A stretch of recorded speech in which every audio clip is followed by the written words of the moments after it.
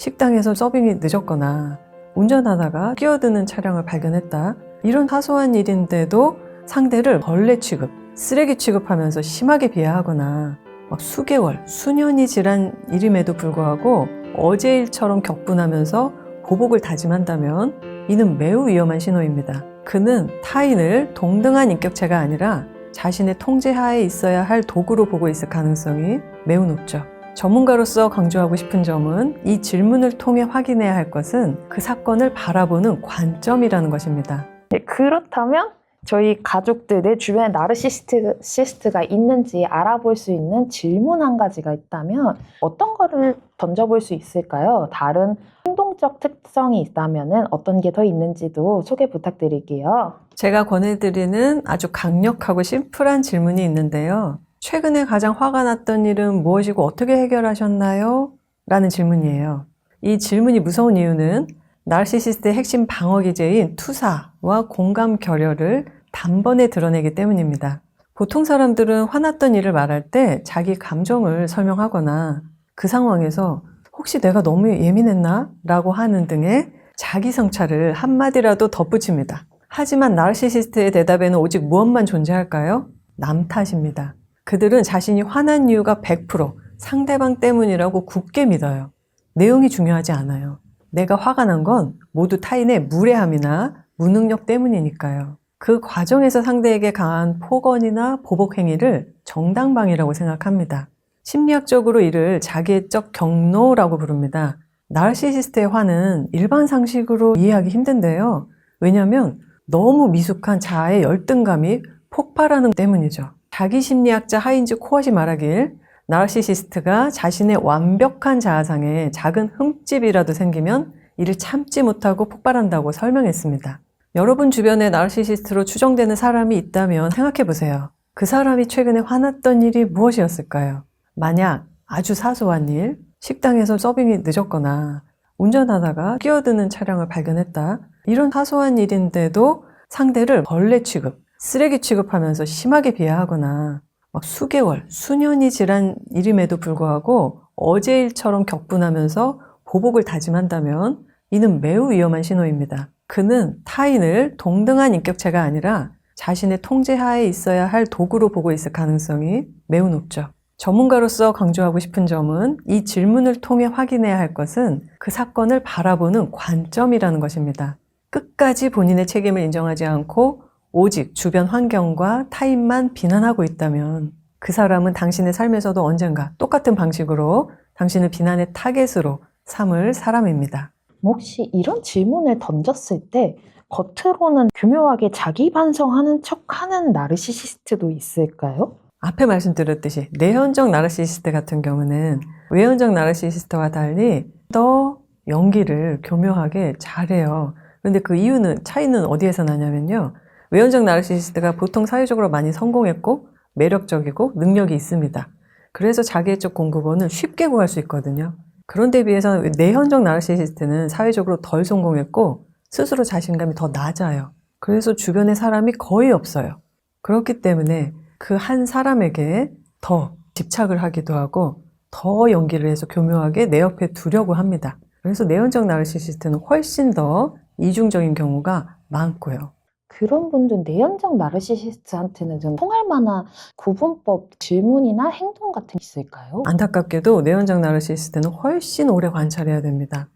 그래서 대부분 상담에 오시는 분들은 내현적 나르시시스트한테 너무 오랫동안 당했다가 정말 몇 년, 몇십 년 만에 깨닫고 찾아오시는 분들이 많이 계세요. 왜냐하면 나르시시스트라는 용어 자체가 대중적으로 알려진 지 얼마 안 됐잖아요. 그래서 이 사람이 뭔가 이상하다, 독특하다라고만 생각했지 이런 성격 유형을 이런 개념으로 이해할 수 있다는 거를 최근에 들어서 아시는 분들이 상당히 많아요. 그렇다면 우리가 나르시시스트를 아예 안 만나고 살 수는 없을 텐데요.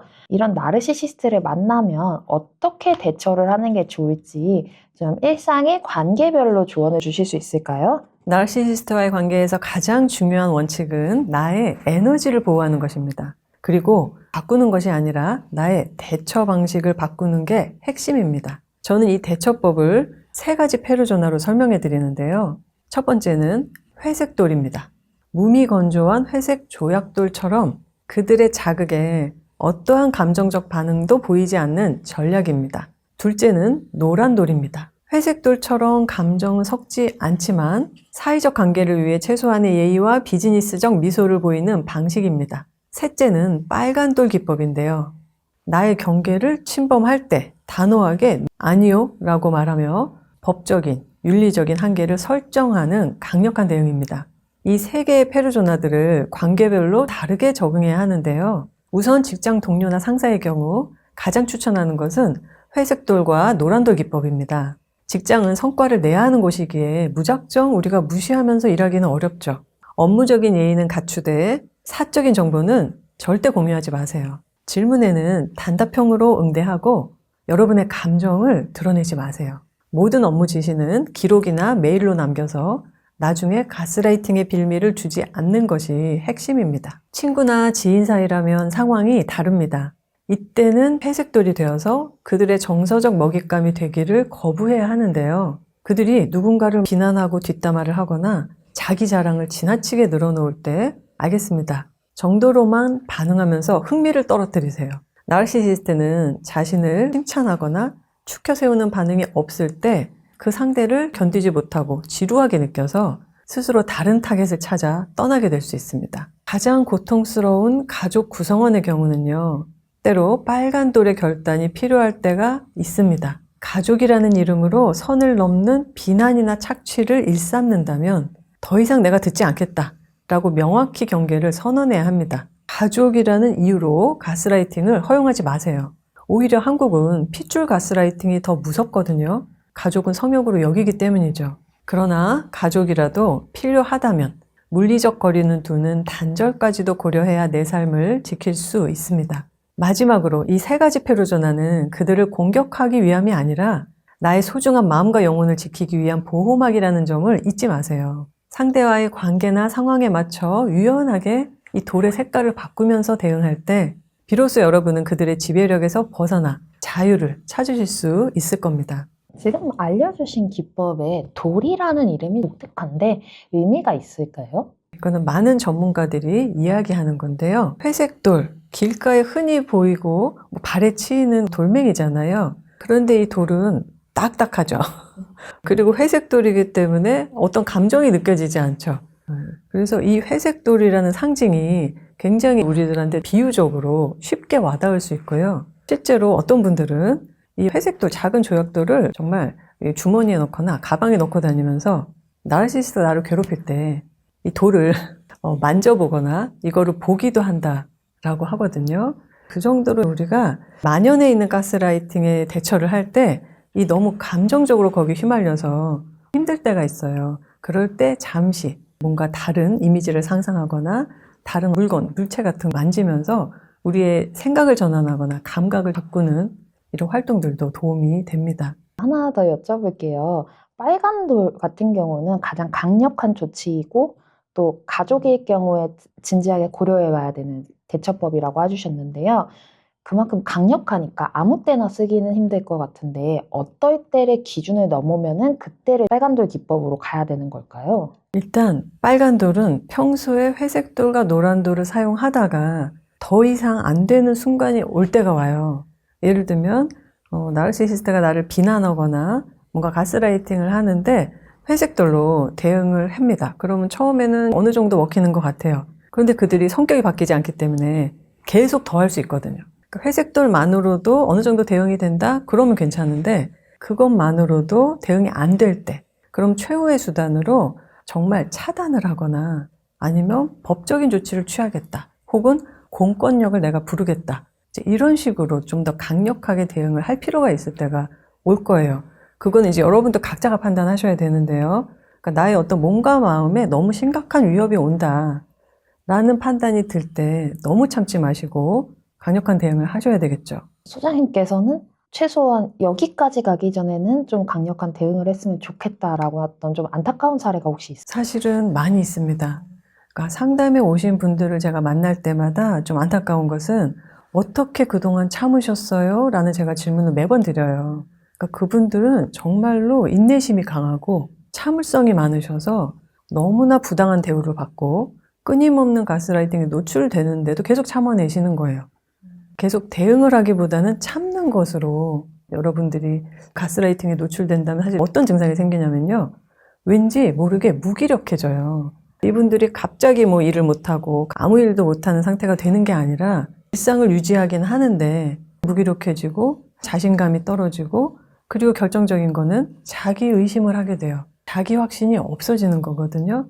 그러니까 이 정도로 지금 내가 뭔가 삶에서 좀 무기력하다 혹은 자꾸 자기 의심이 생긴다라면 한번 생각해 보셔야 돼요. 내가 지금 좀 해로운 환경에 노출되어 있는 것은 아닌지 혹은 내 주변에 있는 사람들 중에 나르시시스트가 있는 것은 아닌지 살펴보시고 그거에 맞게 대처를 하셔야 됩니다. 그렇다면 나르시시스트인 거를 내가 인지를 하고 있음에도 계속 같이 생활을 어떻게까지 될 수 있을지 구체적으로 들어볼게요. 나르시시스트하고 관계를 끊지 못하고 계속 엮이게 되면요. 힘들다는 수준을 넘어서 어떤 나의 몸과 마음이 서서히 잠식당하는 정서적 살인을 경험하게 됩니다. 심리학적으로는 이를 복합 외상후 스트레스 장애, CPTSD라고 부르는데요. 지속적인 가스라이팅으로 인해서 자기 신뢰감, 완전히 무너지는 상태에 이릅니다. 처음에는 나르시시스트의 비난에 좀 화가 나고 짜증이 나는 정도예요. 그런데 시간이 흐를수록 정말 내가 문제인가? 뭔가 이상한가?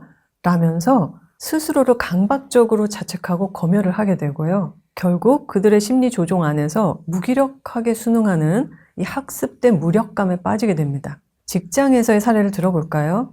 나르시시스트 상사하고 엮이면 여러분의 성과는 교묘하게 상사의 공으로 둔갑하면서 실수는 오롯이 여러분의 책임이 됩니다. 김아무개 씨는 다 좋은데 결정적일 때 실수를 하더라는 식으로 은근한 비하를 동료들 앞에서 반복해서 여러분을 고립시킵니다. 결국 매일 아침 출근을 할 때마다 점점 힘들어지거나 원인 모를 소화불량 혹은 공황 증상, 만성 위장염, 두통 등에 시달릴 수 있습니다. 그리고 결국 번아웃이 오게 됩니다. 가정 내에서는 상황이 더 비극적인데요. 배우자나 부모가 나르시시스트일 경우는 집은 휴식처가 아니라 살얼음판이 됩니다. 예를 들어 여러분이 오늘 힘들었던 일을 좀 털어놓으면 나 때는 더 힘들었어. 배부른 소리 하지 마라. 라며 여러분의 감정을 원천봉쇄합니다. 나중에는 그 상대의 눈치만 보느라 정작 나라는 존재는 사라지고 상대의 기분을 맞추는 인형처럼 살게 되죠. 실제로 제가 상담에서 만나는 나르시시스트 가족을 둔 피해자들은요. 만성 우울증과 불안, 공황 증상, 기억력 감퇴나 집중력 저하 등을 호소하는데요. 이는 지속적인 스트레스로 인해 뇌의 해마 기능이 위축된 결과이기도 합니다. 이렇듯 나르시시스트와 엮여있는 시간이 길어질수록 나의 건강은 나빠집니다. 그들은 결코 여러분의 희생에 감사할 줄 모르고요. 오히려 여러분이 완전히 소진돼서 쓸모 없어질 때까지 에너지를 빨아들일 거예요. 전문가로서 단호하게 말씀드립니다. 그들은 바뀌지 않아요. 지금 여러분의 몸과 마음이 보내는 이상 신호를 무시하지 마십시오. 그것은 여러분의 영혼이 보내는 마지막 구조 신호일 수 있습니다. 소장님이 상담을 하시면서 나르시시스트 가족과 오랫동안 살았던 분들이 많았다고 하셨잖아요. 그런 분들 중에 혹시 신체적인 영향 이런 게 좀 심각하게 오신 분들은 혹시 저희가 사례를 들을 수 있을까요? 사실 너무 많은 사례가 있어서 제가 일일이 다 말씀드리기가 힘들 정도인데요. 그 공통점을 말씀드리면 우리가 마음의 고통은 먼저 몸이 알아차리는 경우가 많아요. 그래서 처음에는 작은 두통이나 소화불량 등으로 시작하고요. 어느 순간 공황 증상이나 무기력증, 그리고 나중에는 우울과 불안이 심해지면 정신과에 찾아가서 진단을 받게 되죠. 그런데 그게 전부가 아니라 진짜 심한 경우는 암이 걸리고 여러 가지 신체적인 질병까지도 옵니다. 그래서 몸과 마음은 항상 연결되어 있기 때문에 여러분의 몸이 아프거나 마음이 아프면 반드시 상호작용을 합니다. 그래서 관계라는 거는 보이지 않게 여러분의 마음을 파괴하는 거기 때문에요. 우리 몸과 마음의 건강에 반드시 신호를 보내게 돼요. 그렇다면 가까운 가족, 특히 내 자녀 같은 경우는 나르시시스트다라는 얘기를 들으면 가족들이 이들을 변화시키려고 하는 노력을 할 것 같아요. 이런 나르시시스트가 치료로 변화가 가능한 유형인 건가요? 결론부터 냉정하게 말씀드리면 타인이 나르시시스트를 변화시키는 것은 불가능에 가깝다는 것이 현대 심리학의 중론입니다. 나르시시스트의 핵심 문제는요, 성격 문제예요. 나는 완벽해. 문제는 늘 외부에 있다. 이거거든요. 사실 변화의 시작이라 함은 자신의 문제를 인식하는 것에서부터 시작합니다. 그런데 나르시시스트는 이 첫 관문을 넘기가 너무 어렵고 거의 불가능에 가까워요. 그들에게 나의 문제를 인정한다는 것은 자아의 죽음과도 같은 공포이기 때문에 그렇거든요. 실제로 많은 심리학 연구들에 따르면 성격 장애 중에서도 자기애성 성격 장애, NPD는 치료 예후가 가장 좋지 않은 분야 중에 하나로 꼽힙니다. 상담을 받으러 오더라도 치료사를 조종하려 들거나 자신의 우월함을 증명하기 위한 도구로 상담을 이용하는 경우가 많기 때문입니다. 그렇다면 우리는 아무것도 할 수 없는 걸까요? 전문가로서 제가 드리는 조언은 변화의 대상을 상대가 아닌 나에게 두라는 것입니다. 나르시시스트 가족을 변화시키려 애쓰는 에너지는 결국 밑빠진 독에 물 붓기와 같아요. 그 에너지를 이제는 나의 경계를 세우는 일에 먼저 쓰셔야 합니다. 그리고 나의 일상에 집중하면서 상처받은 마음을 치유하고 무너진 자존감을 단단하게 만들어야 하겠죠?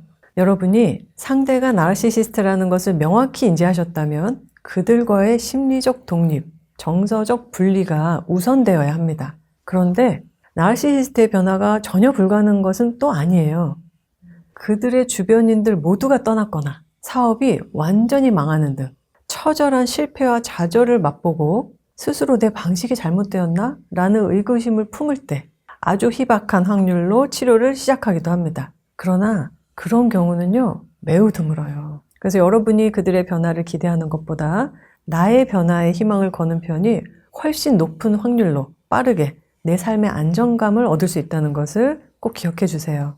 자녀가 나르시시스트다라고 하면 아이의 성장 과정에서 개입을 해줘야 되고 언제부터 내가 스트레스를 참더라도 언제 이후부터 얘를 독립시키는 걸 보류를 해야 될까요? 일단 자녀가 나르시시스틱한 성향이 있다고 하면 그 자녀의 장점을 먼저 발견하시는 게 좋아요. 원래 나르시시즘은 아동 청소년기에 가장 높습니다. 그래서 그때는 나르시시즘이 높은 게 정상이에요.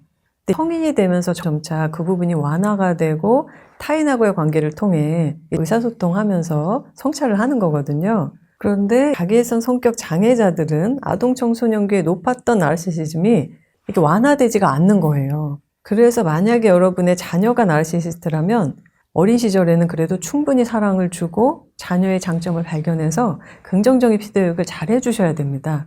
그래야지 이 아이의 나르시시즘이 너무 병적으로 가지 않고 그나마 건강한 측면으로 자라나게 돼요. 그러나 내가 모든 노력을 기울였는데도 이 아이가 병적인 나르시시스트 성향으로 간다. 그러면 성인이 되어서 분리를 하셔야 됩니다. 그러니까 더 이상 자녀의 모든 요구에 수용해 주시고 나 때문인가? 라면서 자책감을 가지신다면 정말 여러분의 노후는 너무 심각하게 위험해집니다. 60대, 70대가 된 나이에도 자녀들 때문에 전전긍긍하면서 정말 재산, 건강, 이 심리적인 모든 것들을 잃어버리는 분들을 또 상담을 하고 있거든요.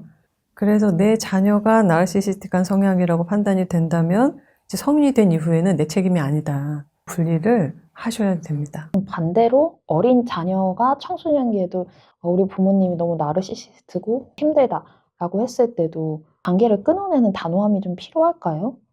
부모님이니까 쉽게 끊어내기는 어려우기는 할 것 같거든요. 여기서 이제 성격에 따라서 차이가 나는데요. 단호하고 냉정인 성격들은 성인이 되면서 분리를 해버립니다. 아니면 학창시절 때부터 아예 기숙사 학교를 가던가 부모하고 분리하는 거를 일찍부터 결정을 내려요. 그런 성격이 정이 많고 따뜻하고 관계 지향적인 성격들이 있잖아요. 그런 경우에는 쉽게 끊어내기 어렵죠. 그래서 그런 경우는 성인이 되어서 완전히 끊어내기보다는 거리두기부터 시작을 하거든요. 그러니까 같은 공간 안에서 지내더라도 정서적으로 거리를 두시면 돼요. 정서적으로 거리를 두면서 내가 상처를 최소화하는 거고, 그리고 최대한 독립을 위한 준비를 하셔야 돼요.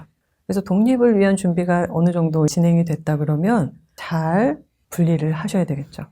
하나만 더 여쭤볼게요. 희박한 확률로 나르시시스트가 본인의 치료를 시작하는 경우도 있다고 하셨잖아요. 혹시 직접 이런 나르시시스트 치료를 받기 위해 찾아온 경우는 상담을 해보신 적 있으실까요? 본인의 성격 문제로 오는 거는 거의 없고요. 어떤 증상이 생겨서 오기는 해요. 예를 들면 가족들이 다 떠났어.